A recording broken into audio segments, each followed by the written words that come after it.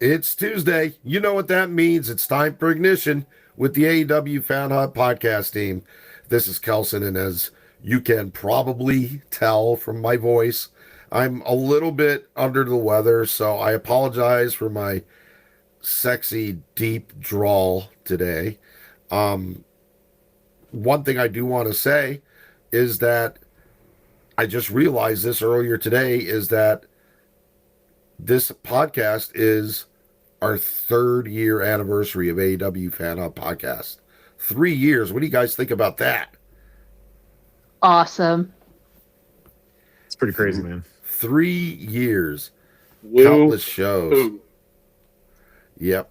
But look, before we get started with the podcast, I do have a announcement to make, and it's going to be done via video. So here we go.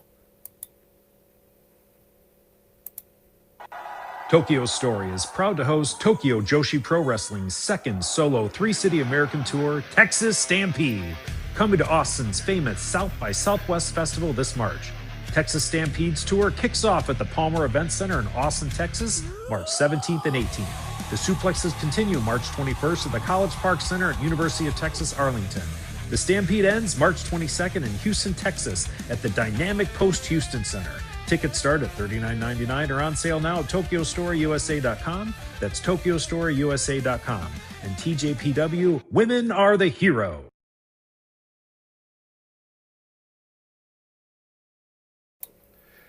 Thanks, Barry, for doing that. By the way, what did you guys think of Barry's voiceover there? Thought it was superb. Amazing. Do you do this professionally?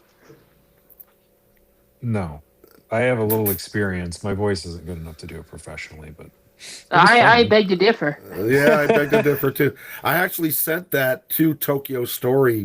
He did this for us last night, and I sent it to Tokyo Story, and they were like, "Amazing! Can we? I'm going to share that. Can we share this internally?"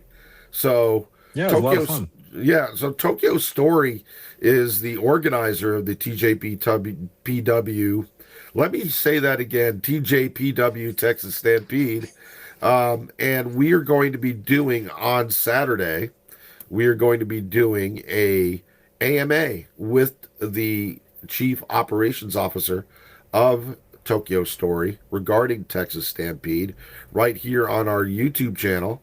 And we invite everybody to join us. It'll be Saturday, which is, what is it? February 14th, Valentine's Day at 4 p.m. Eastern Time. And just you could ask anything you want. He may not be able to answer everything. We have some great questions that we're going to be asking already, and it's going to be a lot of fun. So join us for the AMA. Again, it is on Saturday, February 14th, 4 p.m. Eastern Time on our YouTube channel. That's at the AEW Fan Hub. And it should also be on the Everything Pro Wrestling YouTube channel, which is at EPW Show on YouTube.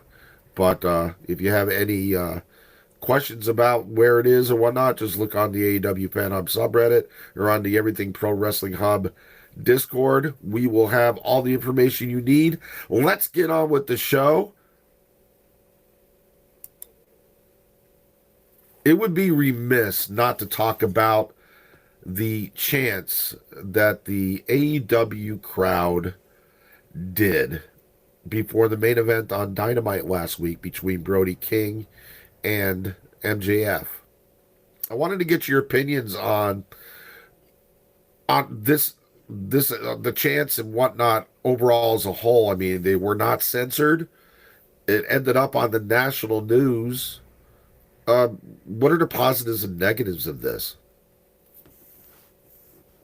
I think so. Something interesting. I don't know if anybody follows Dave Gullison, I think is how you pronounce his name, but he works for Turner and or TBS Sports or whatever.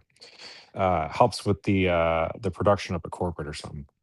He explained that some people were asking why they didn't bleep the curse words out, and he mentioned that cable doesn't doesn't technically have to. They're not regulated the same way over the air broadcasts are. So anytime you do hear language bleeped out from either a crowd or a performer, that's actually that's a directorial choice. They don't actually have to do that.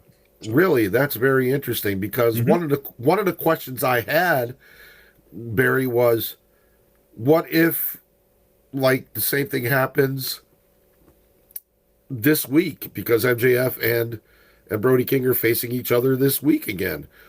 What if the same kind of thing happens? And They don't have to would they bleep it. delete it? They don't have So to. they don't have to. Mhm. Okay, what other opinions we have on this? I'm so glad they didn't censor it. Whew.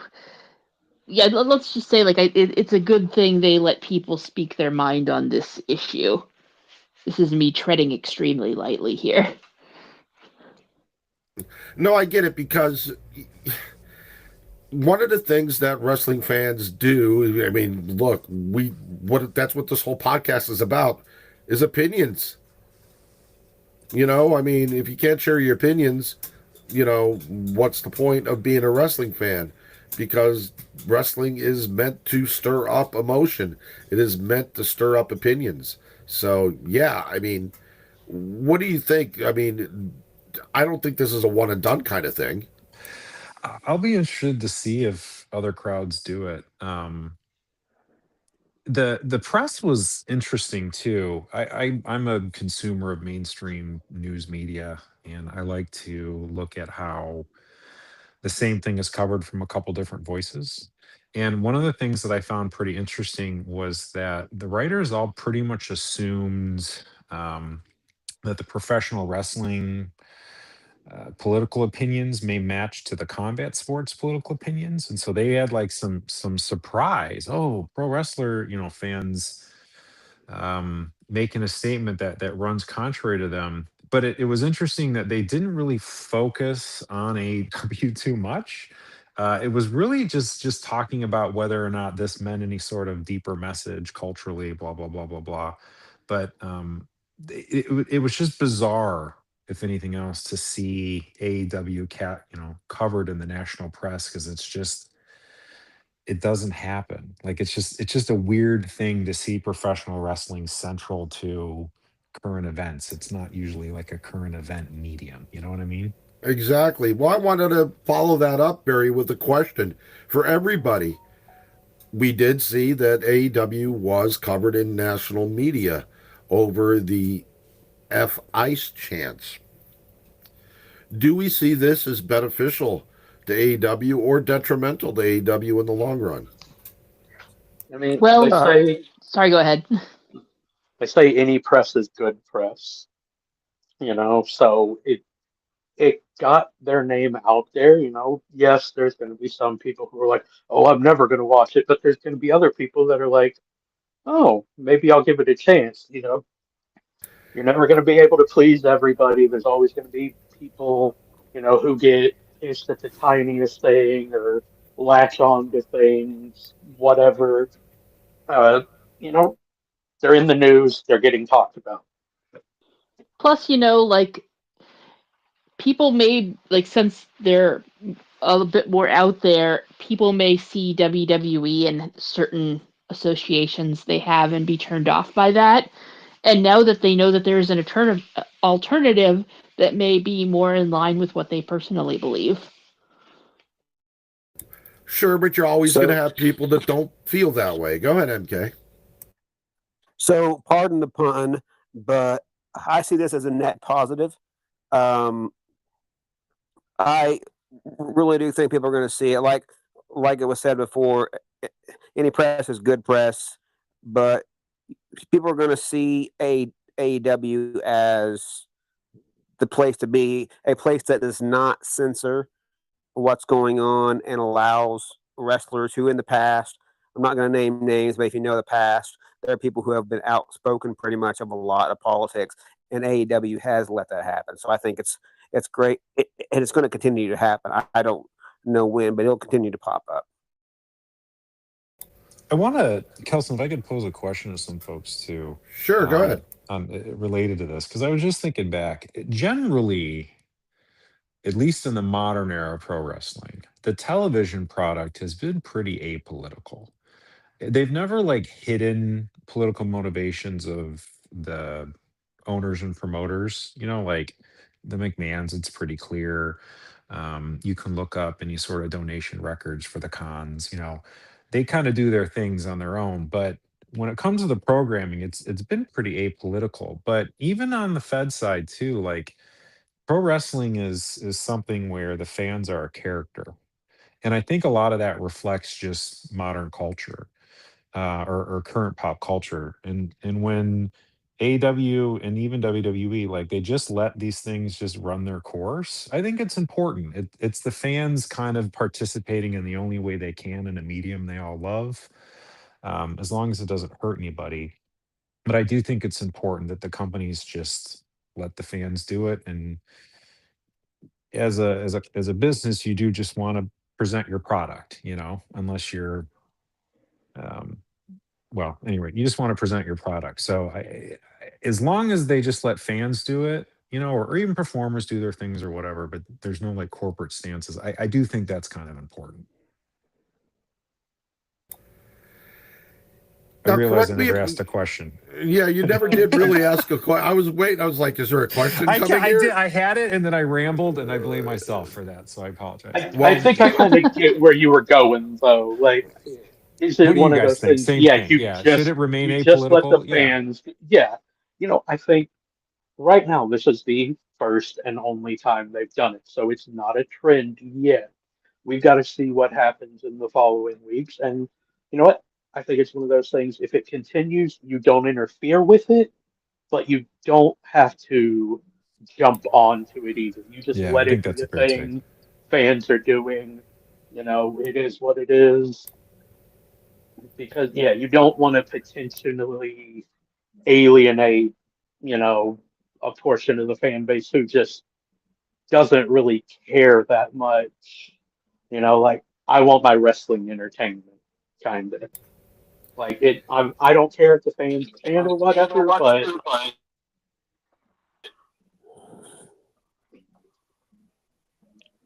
well, look, this all began. Correct me if I'm wrong.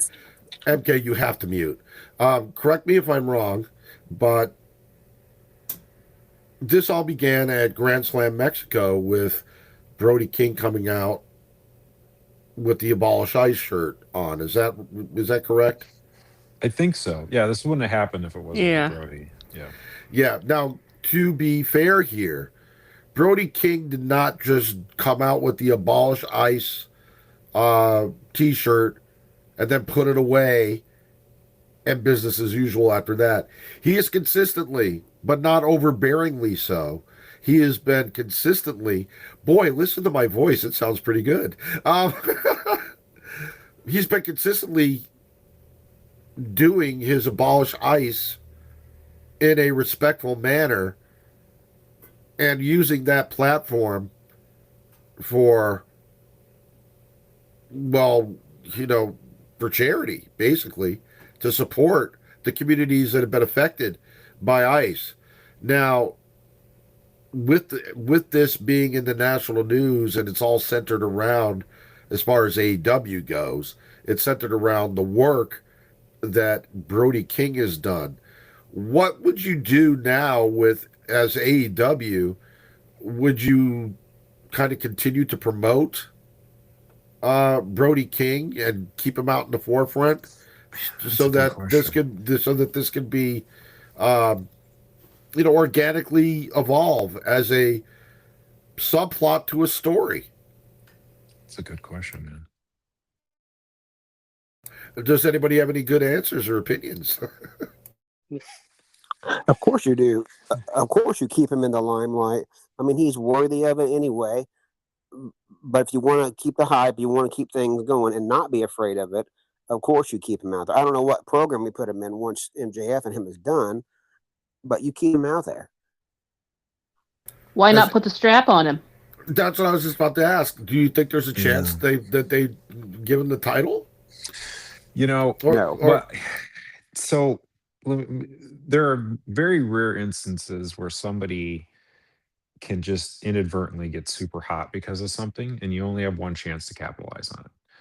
This is kind of one of those weird scenarios. These things do not happen often. To answer your question, Kelson, I think that depends on his reception. I don't think he's winning in Grand Slam, and I don't think even if they want to try to take advantage of this, putting the strap on him at Grand Slam is a good idea.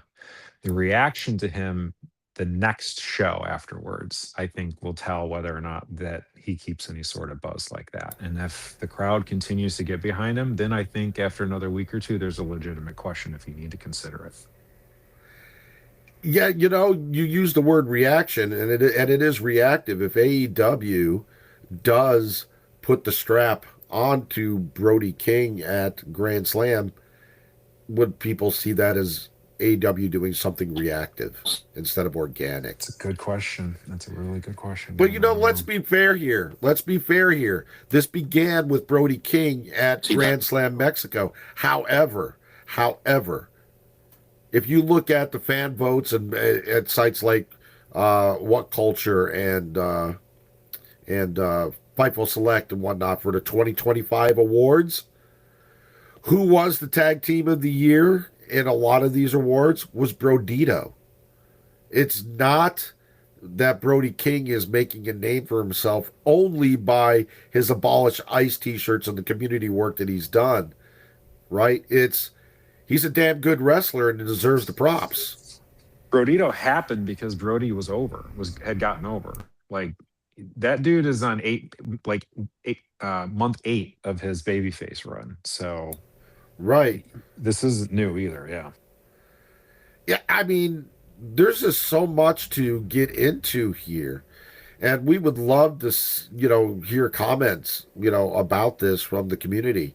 This is a great conversation because there's so many moving parts to it.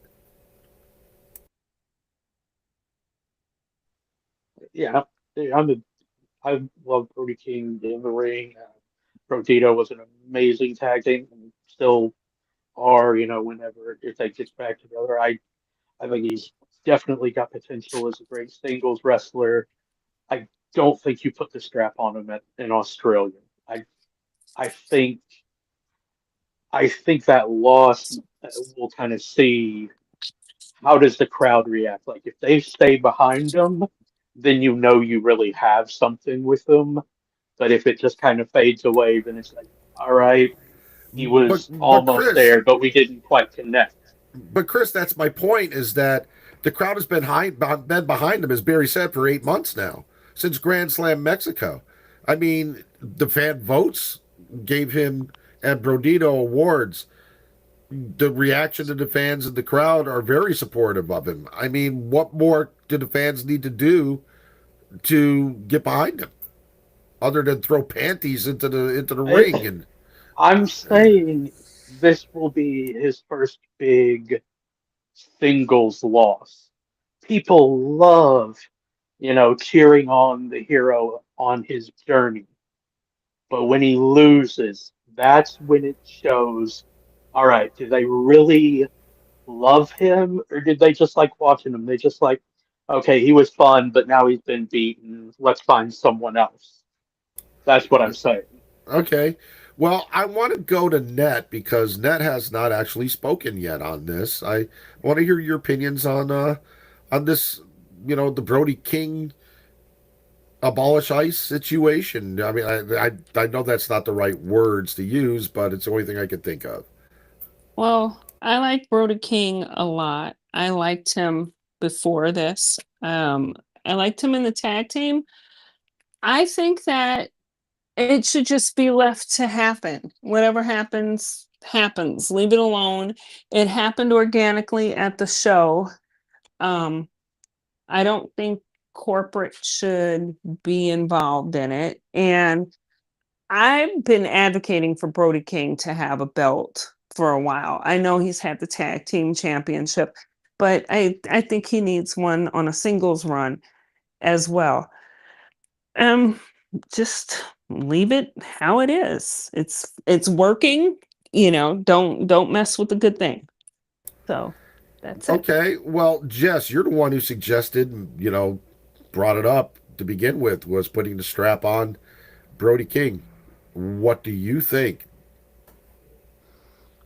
I would love to see it, because like Ned, I've actually like really liked Brody King since he showed up.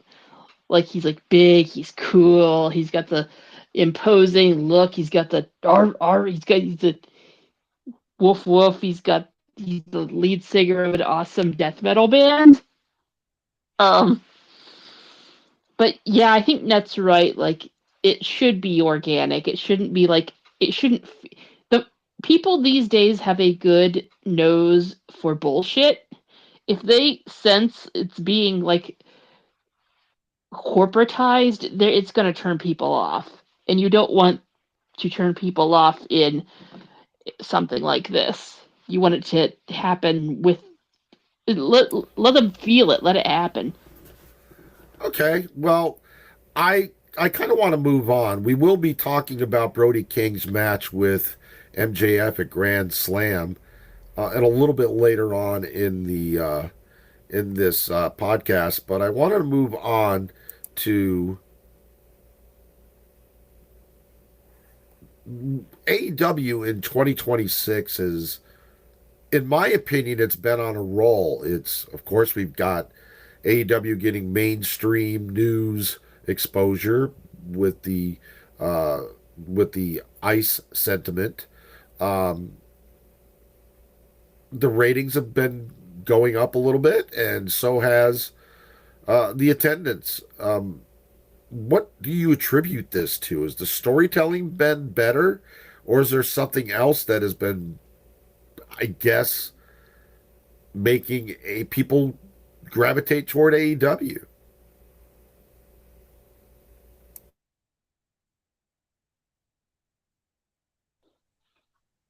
Um, at the risk of dominating the conversation, sorry. Um, I think it's like both good booking on our part and bad booking on the competition's part. People are getting real sick of the way a certain Mr. Helmsley is booking. They're getting sick of that. They're getting sick of the high ticket prices. I think now is a great time for there to be a fresh alternative like that offers better product at more affordable prices to actually go and see it. So that could help. Also, like we've pretty much been on a tear since what was it, All Out of last year. Yeah. Um, just awesome storytelling, awesome wrestling all around. Uh, Will Ospreay's going to be coming back soon, so that's only going to help. So yeah, I think it's like a little bit of all of that. Um, oh, Do you think, let me just ask you a question. Do you think that the fact that AEW seems to be very aggressive in its signings and getting those new signings out there and giving them meaningful things to do, has that been maybe bringing in more interest? You know, I, I would actually argue that has had the least impact here. When you look at who's in the major programs, Ciampa notwithstanding, because he's the exception to this, like everybody who's in the major programs has been here for a while. They haven't, hot shotted anybody. And I think what you're seeing now, the increases are modest, and we need to see if it's an actual trend or just some statistical noise.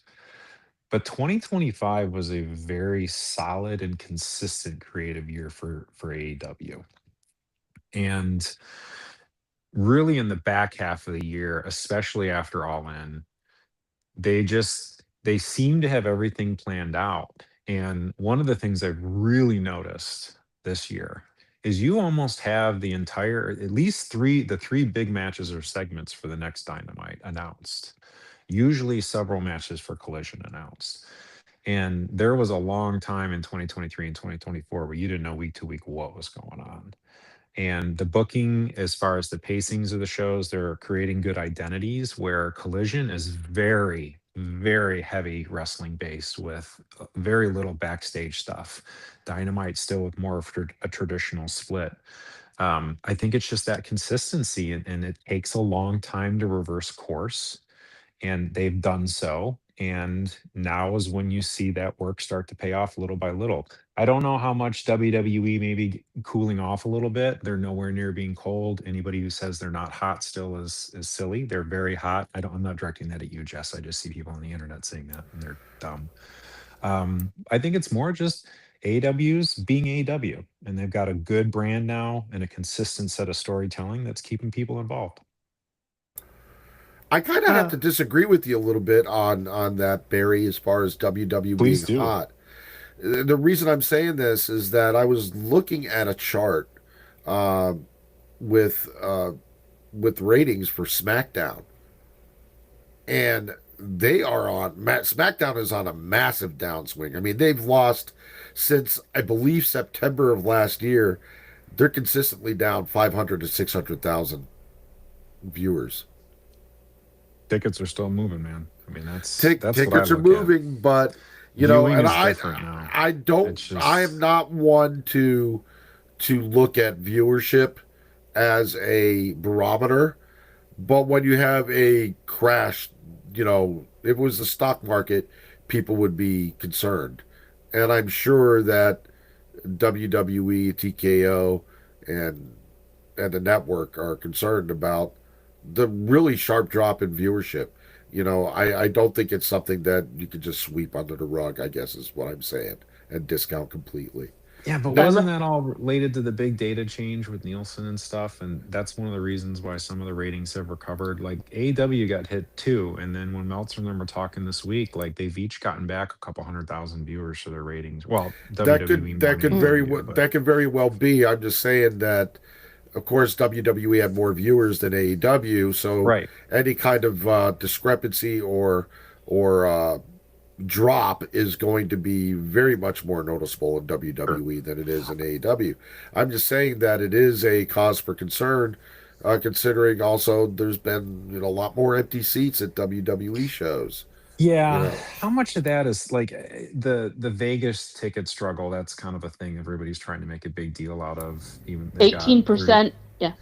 yeah. So there's a lot going on right now that contributes to that. I do think WWE is hitting that price barrier where they're starting to hit where it's just not affordable for some folks. But for Mania in general, it's the second year in a row in Vegas. International tourism is really, really down. And ticket prices are higher than ever. And I think those combined together are a big reason why it is really, really expensive to go to Vegas right now, and you just don't have people coming in to buy those tickets. yeah, right. But you also I, have a lot of uh, a lot of domestic people that will probably go and buy tickets. Look, AEW is Yeah, known they'll for sell out, sure. yeah, AEW is known for late sellouts Hmm. for their pay-per-views. I fully expect, WrestleMania nights 1 and nights 2 of the Yeah. four-night extravaganza to sell out. Jess, did you have something you wanted to add? No, but I think Net did. Oh, yeah, okay. Go ahead, that Nat. was me. I was gonna say that with AEW, I think that a reason that it is really starting to pick up momentum, I think it has a few things. One of those is that they have developed a women's roster, which isn't perfect, but it's getting there. And I think that also something AEW is really, really good at is allowing its wrestlers to wrestle on the independent scene. And a lot of people develop their favorite wrestlers in the independents that they are over the moon to see wrestling on TV. And I also think that AEW play their cards right by partnering with CMLL because that brings in a whole new audience to the AEW product. And I think those things are all playing in with the AEW back when it first started. And it's all coming together kind of in this perfect storm. And also something that I think is AEW is really beginning to have an advantage with. And I said months ago, so I'm going to toot my own horn, is that AEW is starting to have mixed tag matches.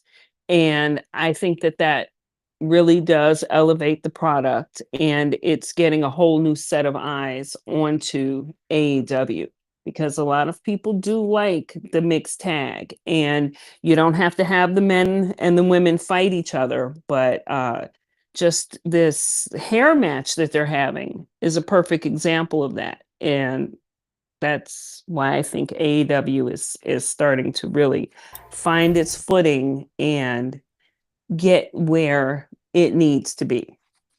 That was an amazing answer.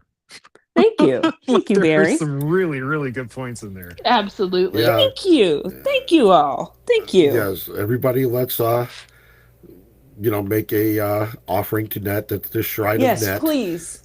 Please. Net, one of the things that you were talking about the Subscribe women's to our division. Patreon, right? Yeah. We had talked earlier about TJPW coming to the States and Texas Stampede. A lot of TJPW stars, which this Texas Stampede is taking place in late March, a lot of AEW stars have wrestled in TJPW, and TJPW stars have wrestled in AEW. So there is a chance that there's an influx of special guests from TJPW wrestling, next month in AEW as far as the women's go. Then you also have to look at Stardom, where they're coming to the United States in April. So I wouldn't mind seeing TJPW stars and Stardom stars coming in and just wreaking a little bit of havoc in AEW. And vice versa. I wouldn't be surprised if perhaps, and I do not know this for sure, that AEW stars participate in the Texas Stampede. There's always a good chance at that. And I'm hoping that on Saturday at 4 p.m. on YouTube, when we do our talk with our AMA with Tokyo Story USA, that maybe they'll give us a little bit of a hint about that. See if some AEW stars have been approached, and if in fact AEW is going to be on their shows, because the shows themselves, as of right now, don't have any cards. There are no cards for the shows. But hopefully on Saturday, again at 4 p.m. on YouTube, we will be able to find out at least some of the confirmed participants from TJPW that are coming to the States for Texas Stampede. One I'm other happy question. you can make it through that without breathing, Kelson. Did I forget to breathe? I was worried there for a bit. I was like, oh man, take a breath, man.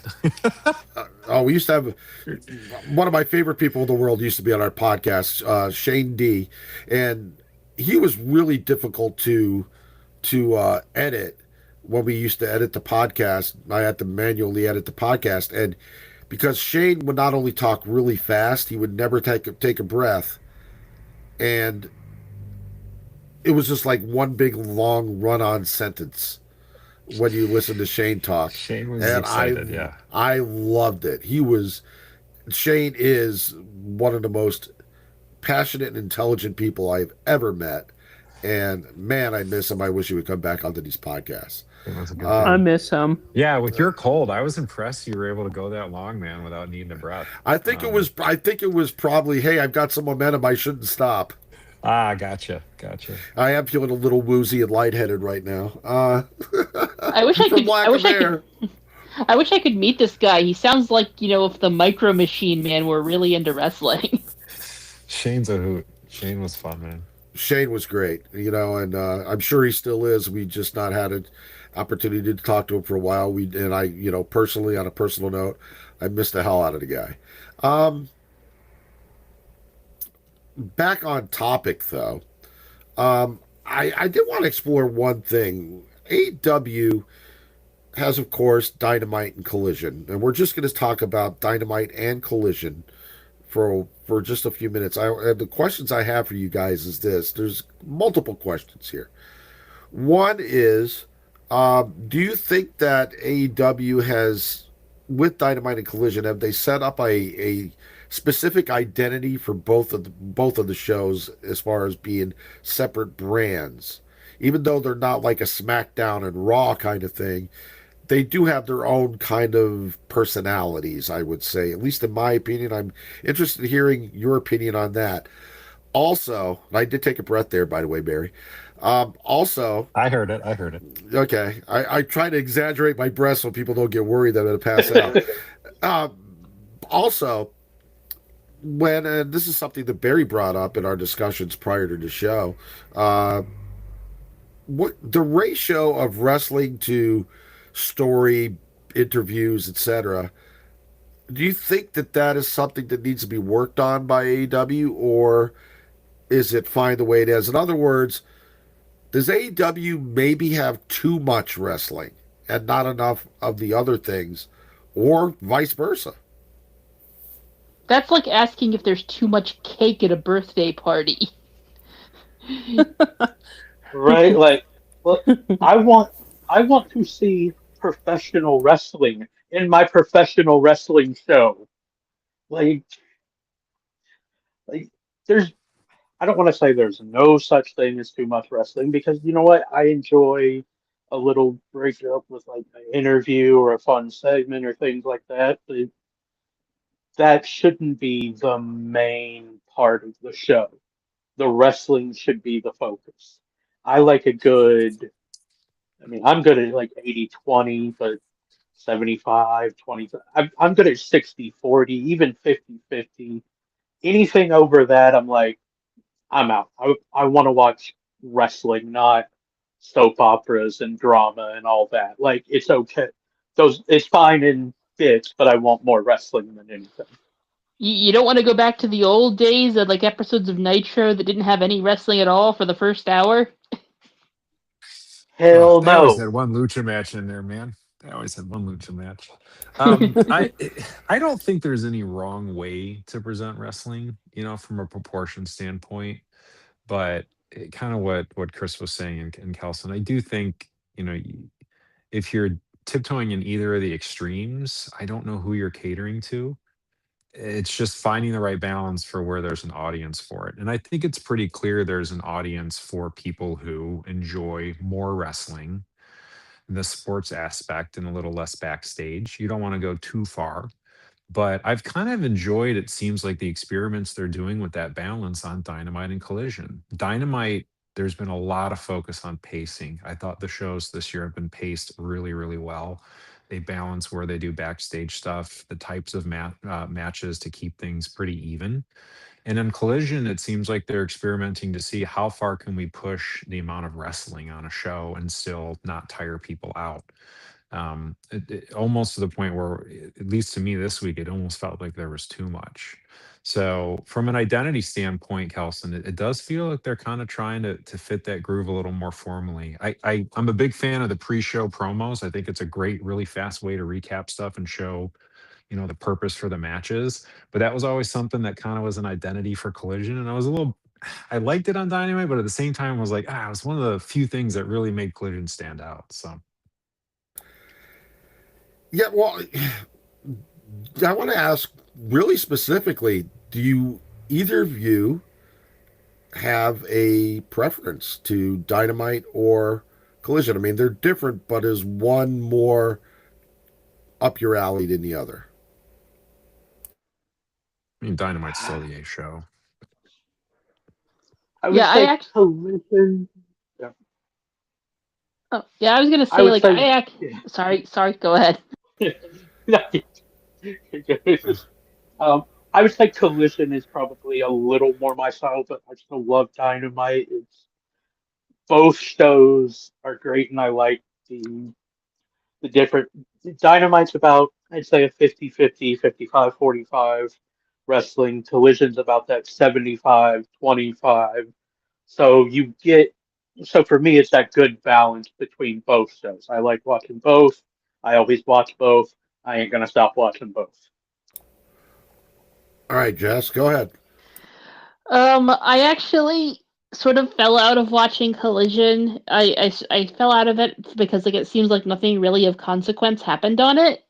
But it turns out that because I was mistaken and because I was dumb, I missed my man Tommaso winning the TNT Championship. That's what I get. So I'm gonna have to start trying to watch a Collision more often. Right, Nat, what do you think? I still watch them both. I in many ways I think that they are um completely different shows. Sometimes they have the same people on, sometimes they don't. And one thing that I noticed, it's been a subtle switch, but there are wrestlers that are very, very good at talking. And then there are wrestlers that are exclusively good at wrestling. And they have begun to divide the people into their specific talents. It's just become noticeable to me. And I hate to do it to you, Kelson, but I have to say, I began to notice it with Eddie Kingston.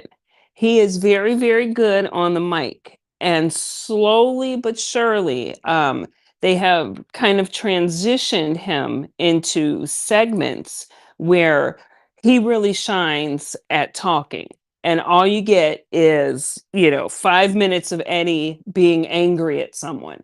He still wrestles, but the focus is more on him talking. And I think it's a unique shift. I think they do it a little bit more on Collision. They've also started to do that with Andrade and his shenanigans.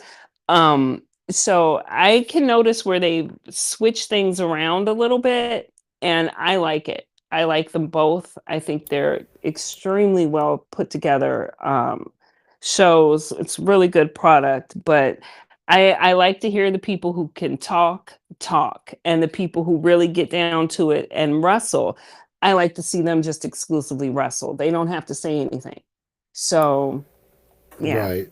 Yeah, like that's it for me. in my opinion, I will admit I'm much more of a Dynamite guy, and I will tell you why. And it has nothing to say that I dislike Collision, because I don't dislike Collision. I love Collision. I'm just more of a Dynamite guy. The the reason why I probably like Dynamite more than Collision is that Collision is not inconsistent as a show, but inconsistent in its the day of the week that it airs. Is it taped or is it live?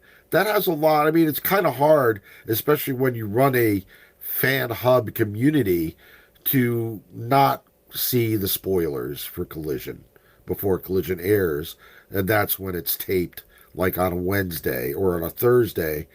I pretty much I know what's happened, and it kind of makes the show more difficult to watch and be interested in. You know what I'm saying? Does that make sense? Yeah, for sure. Same here. Yeah. All right, well, that was interesting, but I want to move on because we have a really interesting week coming up in AEW, because we got AEW Dynamite tomorrow night with some really big matches. And then, of course, we have Grand Slam Sydney coming up. And, I mean, there's just so much. I mean, we've got Brody King and we've got MJF. We've got the strap match between Tekla and Chris Statlander. We've I'm still got, dying at this graphic. yeah, you like the Yeah, graphic. I just saw it. Like, what is going on? There is some goons out there that are gonna have some fun with this one. Yeah, Spoilers for sure. I just thought it was a cool graphic, but I wasn't going for goon. It's the strap me up part with that. Never mind. Forget it. Yeah. Anyway, You know But what you did. yeah, but anyway, look, I mean, but you got the hair You versus know. okay, you got the hair versus hair match, which has got a lot of attention. I mean, look, when you're looking at, of course, then you got the women's tag team match between World Championship match, Megan Bain and Penelope Ford, which a lot of us on this podcast wanted Penelope Ford and Megan Bain to be the first tag team champions in the women's division. I mean, it's not even. How good of a week is this? We've got Moxley and Takeshita going at it, and not a lot of people are even talking about that one as much. That's insane. It's the cards are nuts. Yeah, I mean, Ciampa against Fletcher on Dynamite. The trios #1 contender match where we've got three tag teams going for the #1 contender in the tag team division. And one of the tag teams, we don't know who they are yet. That's on Dynamite. Kenny Omega and Swerve Strickland. It's insane what we're getting as far as wrestling. It's like a one long pay-per-view with a 3-day break in between them. Yeah, the cards are nuts. Well, So- I don't think Kenny and Swerve are wrestling, though, right? It's still a segment with Like them. it's just a face-off. It's the Yeah. tension. Yeah, I mean it's just a face-off, but you know what it's going to lead Right. to. Yeah. Still one of those things, but just don't want people So- thinking they're having a match. The women's tag title match, is that Dynamite or Collision? That is Dynamite. Okay, because I noticed that both Harley and Fletcher are wrestling on Dynamite. and I not know, and I'm Collision. sorry. I'm sorry. That is incorrect. The women's tag team championship match is Okay. Grand Slam. Grand Slam. Yeah, I don't think they dropped the belts there. I could see them in a rematch at the pay per view totally, but you got to give Harley a win there. Yeah. Well, what about Tekla and Stat Daddy? I had to say Stat Daddy. That's on Dynamite.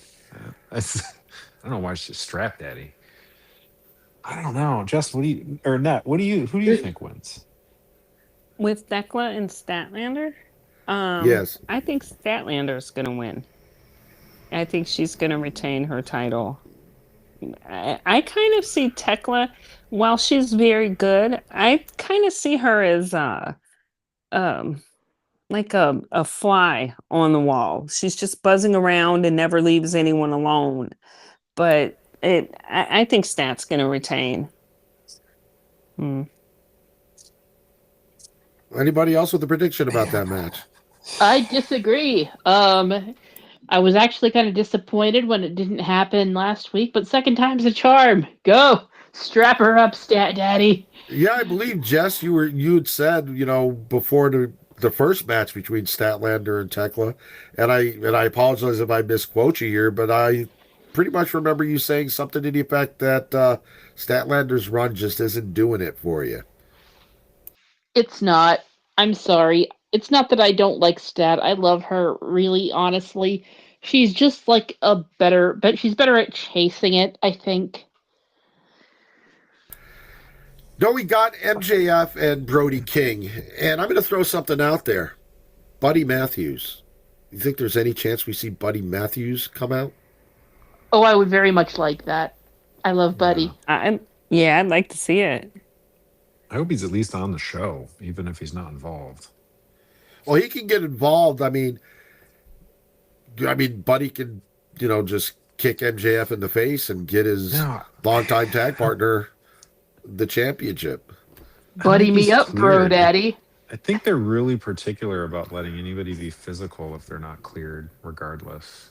Somebody else had a restriction; they couldn't do something like that once. I Yeah. remember. Well, But that's Kelsey, that's exactly what I picture in my head too. Yeah, that would be great if they could do well, it. let me throw something else out there. Have Buddy Matthews kick Brody King in the face. After all, Buddy Matthews There may you be go. in kayfabe jealous of Brody King and his partnership with Bandito. That's a good story right There you there. go. Well, and, That is a good MJF idea. could pay him off. Like he could be like, okay, hey, MJF, he's a douchebag, but he's a smooth talker. He's got the money. He could be like, look at this guy. He just abandoned you. He went off with another partner. Doesn't care about you. You should Right. kick his ass. Right, because one thing, and it doesn't matter if Buddy Matthews is cleared to wrestle or not, because you don't have to be a wrestler to be involved in a story. Don Callis is a very That's a good good point. example of that. Yeah. So I mean, you can Oh get Buddy goodness. Matthews involved um, You, in this, and he's got to be getting at least closer to getting back. I was thinking Man, I mean, too, it'd be a like great way to. Buddy was getting, oh, they were a babyface team before he got hurt. And so you can't really bring him back as, I don't know if he's strong enough as a babyface on his own as a singles program. So, to your point, Kelson, if that was the way they brought him back, assuming he was ready, I don't think he is, but if he was, I think heel's probably the way to go. I think you're probably right on that. Yeah, I mean, Buddy Matthews can be member 943 of the Don Callis family. Well, You and never two, know. if you do have Buddy go heel, that gives Brody a story, away from the title, but still in focus, and it keeps people like, oh man, this guy got betrayed. Now we love him even more. Yeah, I mean, there's What if Buddy joins the Triangle of Madness? there you He's go. mad Brody isn't helping Julia anymore. Exactly. Well, here's the thing. That would be good. Here's the thing. I mean, again, as I said earlier, these cards are stacked for Dynamite and Grand Slam. It's going to be must see TV, in my opinion. We're going to have a lot of fun on the live chats on our Discord tomorrow night. I guarantee. I guarantee it's going to be a lot of talking points. And then we're going to go right into, because we're running a little bit long on time, I want to go into one of our favorite um, segments, which is It's a Kafabe. It's a Uh, kafabe. it is a Kafabe. All And I right, got let's see the graphic. No the pressure. graphic I It's made the is Kafabe. one of the most, I just don't know how to explain it. I really don't. And so here it is.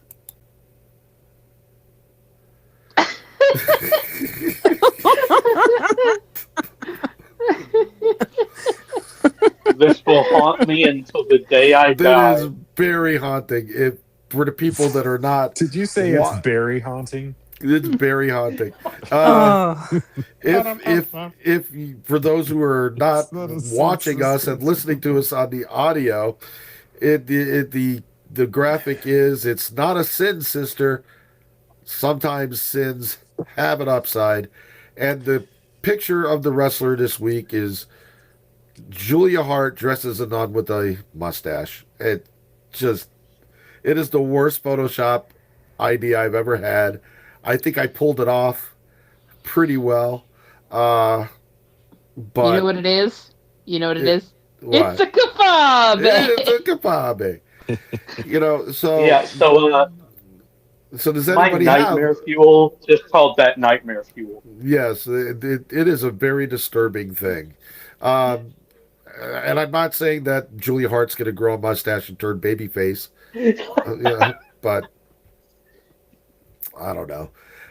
I don't know why that popped into my head. I was sick when I did this, and after I did it, I was like, "Well, it's too late now. I've done it." So, does anybody have? And it's a kafabe for this week. Yeah. Danhausen tweeted a picture. There was no text on this tweet. It was just a screenshot from SpongeBob SquarePants of Squidward sadly looking out his window watching SpongeBob and Patrick frolic, and it made me a little sad. He really wants to wrestle, but he can't. Does anybody else? this was mine. Oh, sorry. It's okay. It's okay. I didn't mean to steal your Let's kafabe. discuss. No, you didn't know. Let's discuss Danhausen. Okay, does anybody else feel bad for Danhausen? Absolutely not. No. No, I don't. No. Mm-mm. No, do you feel bad for him, Jess? A little. I don't know. I just don't like seeing people that I like or used to like more than I like them now. I still kind of have a soft spot for him. I can't help it. I see his channel and he's such a delight. But I know he's also on the he he cozies up to a certain hypocrite much more than I'd like. Um, A hypocrite? Who could that be? Excuse me, I have to take a swig of my Pepsi here. Okay, who could that be? oh gosh, like I don't know. I'm just trying to play it tender. Punk, a punk. Oh, Excuse me. you guys. No, Maybe I he's just said, friends with him. yeah. Well, look, I have nothing against Danhausen other than the fact that he really did, other than his merchandise sales, which were very, very much talked about. He did nothing in the ring. I mean, there's only so many people you can curse, and frankly, the curse, the only who sold the curse really well was it William Regal that sold Yes, the Regal hell did. yeah, out of.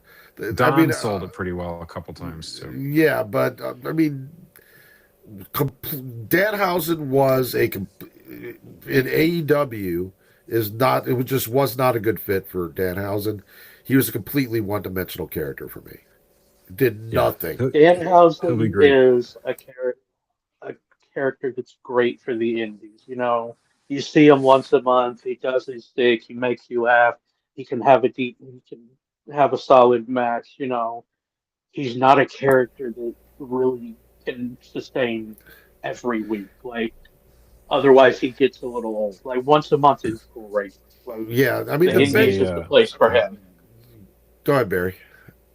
as a Michigander and fellow native Detroiter like Danhausen is, I will always appreciate his basement paneling, which is every basement panel that I ever saw as a child growing up. He's going to be wonderful in AAA.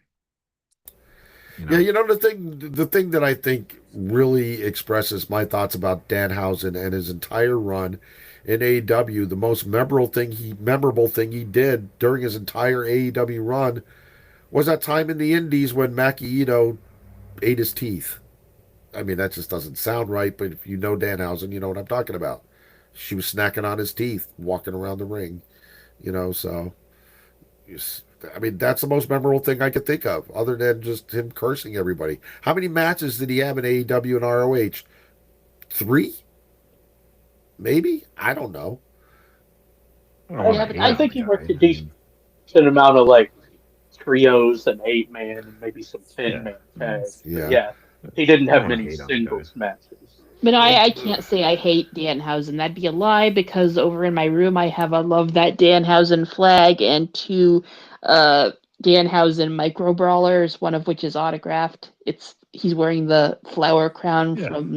from a Midsummer. It's it's a very cute micro brawler. well, Hey, does I anybody? mean, it just I didn't like work I out, and like that's why it's Danhausen. good. Yeah, it just didn't work out in AEW, and that's why It it's just it important to just have more wasn't a than good one fit. national wrestling organization because you can Exactly. go try it somewhere else. Right. Does anybody else have Kafabe? Well, I have one. Again, we've got AW has Grand Slam Australia coming up.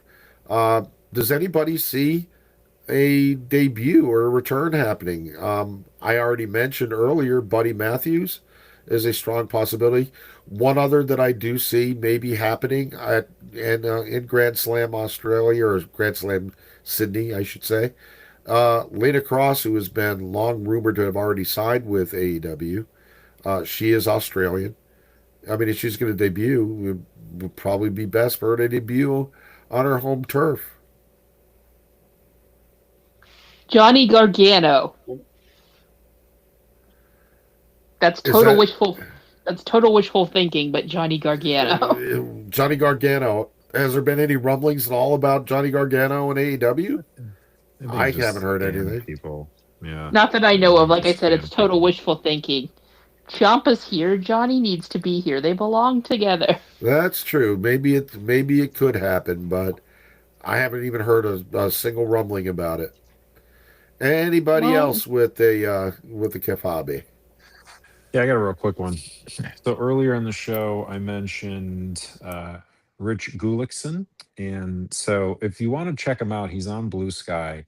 I would encourage you to follow him if you enjoy learning about how TV is produced from a network. I don't mean like ABC, NBC, but like a headquarters with satellite, and you've got to do on location and all the challenges and weird things. It's a really cool account. He talks a lot about what goes into producing stuff for TNT and the Warner channels. He's a wrestling fan, so he's always got an interesting fact or two on the show. It's a really interesting Twitter account, or not Twitter account, Blue Sky account. He may be on Twitter, I don't know.